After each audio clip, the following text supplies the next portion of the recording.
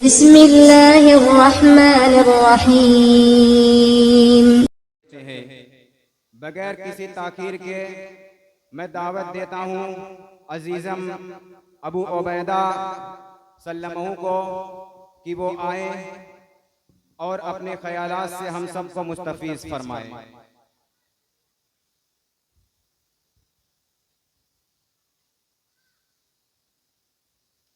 अल्हम्दुलिल्लाह रब्बिल आलमीन वस्सलातु वस्सलामु अला सय्यिदिल अंबिया'i वल मुरसलीन व अला आलिहि व अस्हाबिहि अजमईन व मन तबिअहुम बि इहसान इला यौमिद्दीन। अम्मा बअद फ़क़द क़ाल अल्लाहु तआला फ़िल क़ुरआनिल करीम इन्नमा यअमुरु मसाजिदल्लाहि मन आमन बिल्लाहि वल यौमिल आखिर। वअन अबी हुरैरह रज़ियल्लाहु तआला अन्हु क़ाल क़ाल रसूलुल्लाहि सल्लल्लाहु अलैहि वसल्लम इज़ा मातल इंसान यनक़तिउ अन्हु अमलुहु इल्ला मिन सलासा इल्ला मिन सदक़तिन जारिया औ इल्मिही युन्तफ़अु बिही औ वलदिन सालिह यदऊ लह। रवाहु मुस्लिम। स्टेज पर तशरीफ फरमा उलमाए किराम और मेहमानाने इज़ाम और हाज़रीन मजलिस,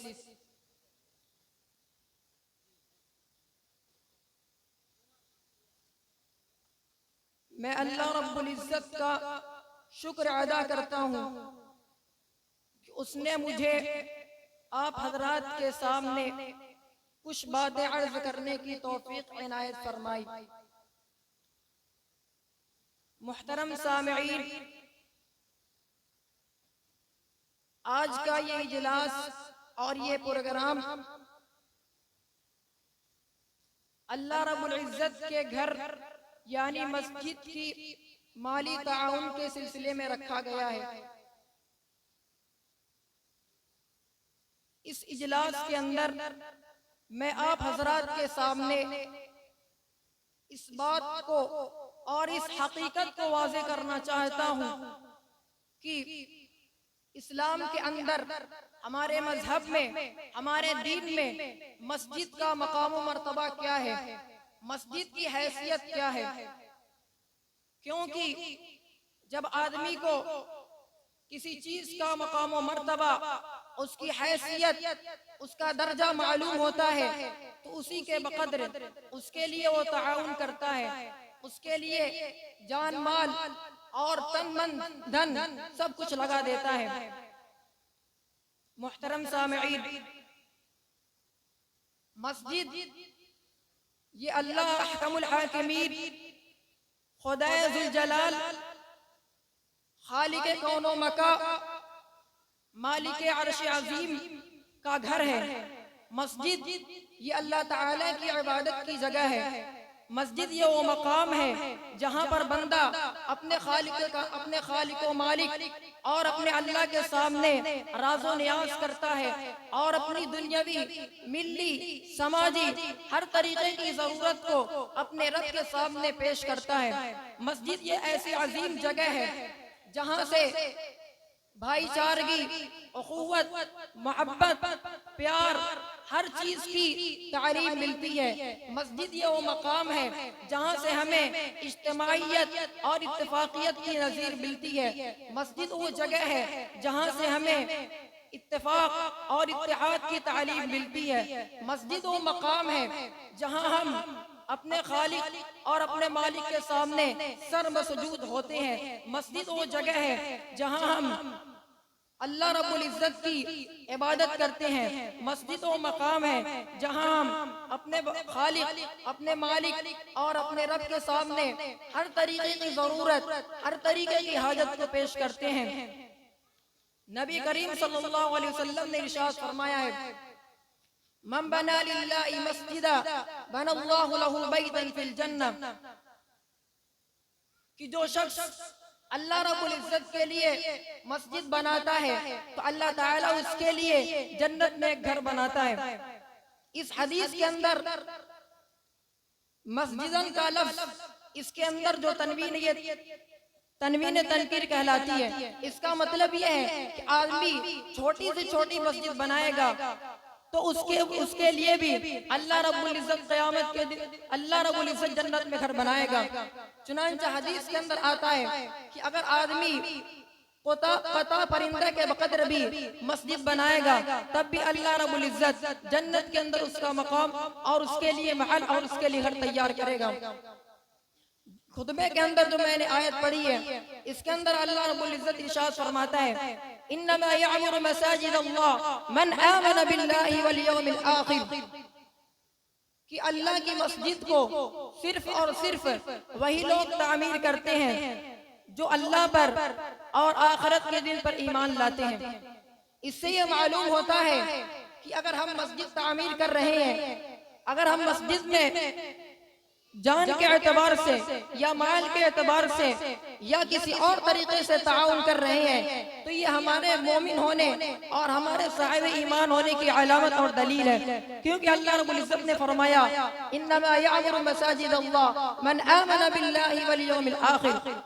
इसी तरीके से नबी करीम सल्लल्लाहु अलैहि वसल्लम ने इरशाद फरमाया, इज़ा रअयता अर्रजुल यतआहदुल मस्जिद फशहदू लहू बिल ईमान फइन्नल्लाह यक़ूल इन्नमा यअमुरु मसाजिद अल्लाह मन आमन बिल्लाहि वल यौमिल आखिर, रवाहु तिर्मिज़ी व इब्न माजा व दारमी औ कमा क़ाल रसूलुल्लाह सल्लल्लाहु अलैहि वसल्लम।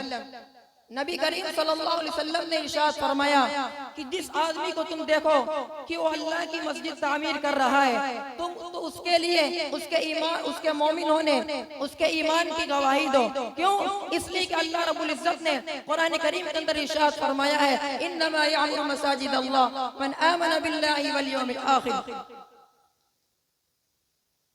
मेरे मुहतरम सामिईन,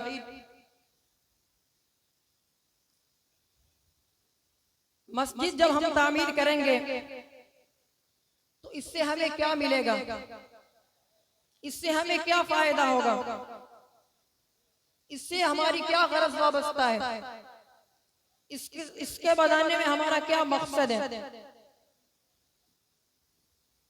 मस्जिद इसके बनाने का मकसद और इसके बनाने का मकसद और इसकी गरज और इसका फायदा यह है कि हम इकट्ठा होकर, जमा होकर एक साथ अपने खालिक, अपने रब और अपने मालिक की इबादत करें और एक साथ मिलकर अल्लाह रब्बुल इज्जत के सामने राज़ो नियाज करें, एक साथ मिलकर अपने खालिक व मालिक से अपनी हाजत, अपनी जरूरत, अपनी मिल्ली जरूरत, अपनी दीनी जरूरत, अपनी सियासी जरूरत और अपनी समाजी जरूरत को अपने रब और अपने खालिक व मालिक के सामने पेश करें।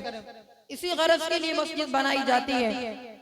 और मस्जिद बनाने का मकसद ये भी है कि उसके जरिए हमें इज्तिमाइयत, इत्तेहाद और इत्तेफाक की तालीम मिलती है। क्योंकि जब इंसान मस्जिद में जमा होते हैं, जब मुसलमान मस्जिद में जमा होकर एक साथ अपने खालिक के सामने, अपने मालिक के सामने सर बसजूद होते हैं, अपना सर खम करते हैं, अपना सर और अपनी पेशानी देखते हैं, तो इससे मालूम होता है कि ये तमाम के तमाम लोग एक ही खालिक व मालिक और एक ही रब को पुकारने वाले हैं और एक ही रब की इबादत करने वाले हैं। तो इससे इज्तिमाइयत, इत्तेफाक और इत्तेहाद की तालीम मिलती है। इसी तरीके से मस्जिद बनाने का मकसद ये भी है कि इसके जरिए हमारी जिस तरीके से दीनी जरूरत पूरी होती है, ऐसी हमारी दुनियावी जरूरत भी और सियासी जरूरत भी और मिल्ली जरूरत भी पूरी हो। हज़रात सामिईन,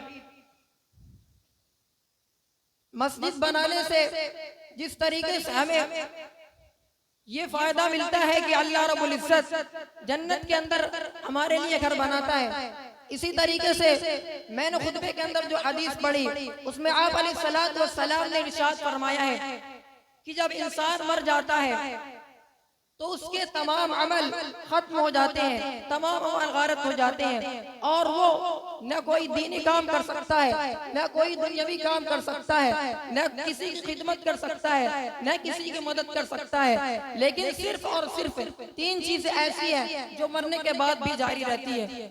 उनमें से सबसे पहली चीज सदक़े जारिया है। सदक़े जारिया का मतलब क्या है? सदक़े जारिया का मतलब यह है कि आदमी कोई ऐसा काम कर जाए जिसकी वजह से मरने के बाद भी उसका फायदा और उसका सवाब उसको मिलता रहे।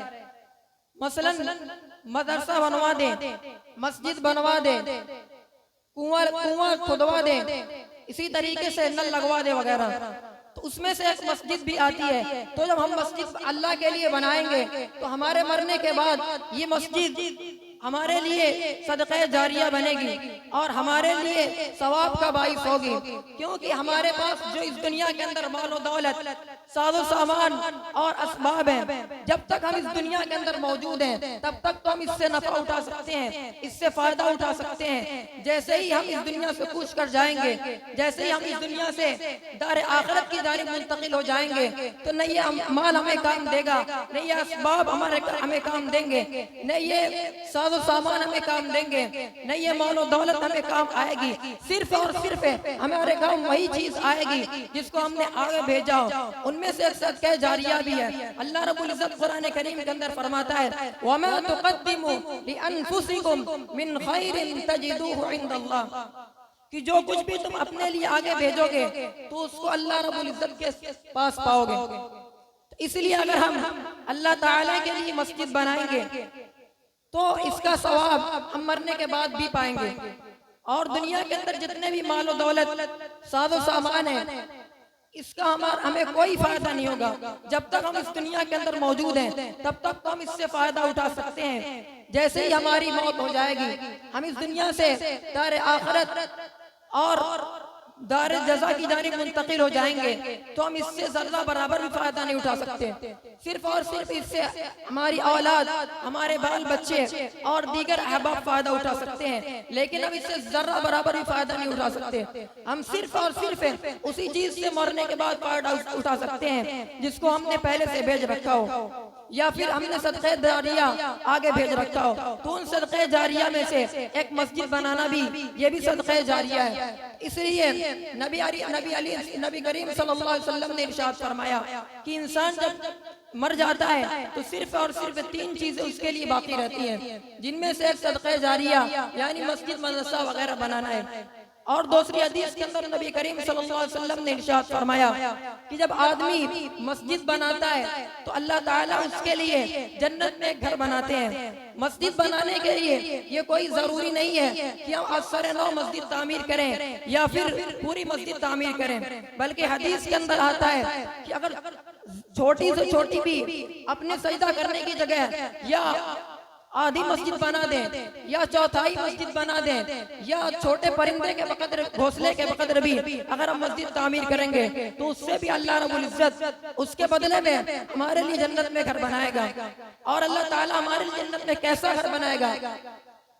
हम अगर इखलास के साथ थोड़ा भी मस्जिद का ताउन करेंगे, कुछ न कुछ मस्जिद का ताउन करेंगे, तो इखलास की वजह से अल्लाह रब्बुल इज्जत अपने शायान शान के मुताबिक आखिरत में हमें ज्यादा से ज्यादा बदला देंगे। और अगर हम बड़ा से बड़ा ताउन करेंगे, बड़ा से बड़ा काम करेंगे, लेकिन इखलास नहीं होगा, दिखलावा होगा, शोहरत होगी, नामो नमूद होगी, रियाकारी होगी, तो बड़ा से बड़ा काम भी हमें फायदा नहीं देगा। इसलिए अगर हम मस्जिद में चंदा दें या मस्जिद का ताउन करें या किसी भी तरीके से मस्जिद की मदद करें तो सिर्फ और सिर्फ खालिस लिवजिल्लाह हमारा चंदा होना चाहिए, खालिस अल्लाह के लिए हमारी मदद होनी चाहिए, खालिस अल्लाह के लिए हमारा जानी, माली और दीगर ताउन होना चाहिए। रियाकारी, शोहरत, दिखलावा, नामो नमूद हमारे अंदर नहीं होना चाहिए, क्योंकि अमाल का दारो मदार नबी करीम सल्लल्लाहु अलैहि वसल्लम ने इरशाद फरमाया है, इन्नमल अमालु बिन्नियात, कि अमाल का दारो मदार सिर्फ और सिर्फ नियतों पर है। इसलिए अगर हम मस्जिद में चंदा दें तो खालिस अल्लाह के लिए हो, दिखलावा, शोहरत, नामो नमूद, रियाकारी नहीं होनी चाहिए। मुहतरम सामिईन, इस वक्त पूरी दुनिया के अंदर, खुसूसन हमारे मुल्क के अंदर और हमारे इलाके के अंदर कारोबार के एतबार से कुशादगी नहीं है।